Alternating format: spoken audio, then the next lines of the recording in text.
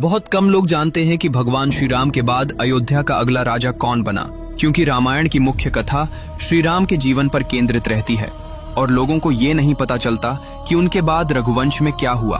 असल में जब भगवान श्री राम ने अपना पृथ्वी अवतार पूरा किया और अयोध्या का शासन सौंपने का समय आया, तब राजगद्दी उनके तेजस्वी और धर्मनिष्ठ पुत्र कुश को दी गई। कुश को बचपन से ही मर्यादा, नीति और प्रजा पालन का प्रशिक्षण मिला था, इसलिए वे राम की ही तरह न्यायप्रिय, विनम्र और वीर राजा बने। कुश के राज में अयोध्या फिर से वैभव, शांति और धर्म का केंद्र बनी। लेकिन कहानी यही खत्म नहीं होती, क्योंकि कुश के बाद रघुवंश में एक लंबी श्रृंखला शुरू होती है जो कई पीढ़ियों तक चलती है। कुश के बाद क्रमशः अतिथि, निषद, नल, नभि, पुंडरीक, क्षेत्रधृति, विचक्षण, हिरण्यनाभ, पुंश, ध्रुवसंधि, सुधन्वा और सुचेता जैसे पराक्रमी, विद्वान और धर्मप्रिय राजा हुए, जिन्होंने अयोध्या की गौरव गाथा को जारी रखा।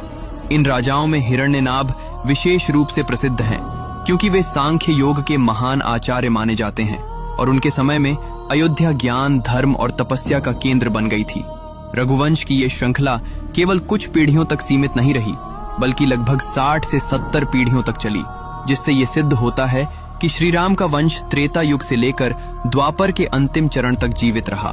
अंत में इस वंश का सबसे प्रमुख राजा बृहदबल हुआ, जो महाभारत के युद्ध में कौरव पक्ष की ओर से लड़े और अभिमन्यु के हाथों वीर गति को प्राप्त हुए।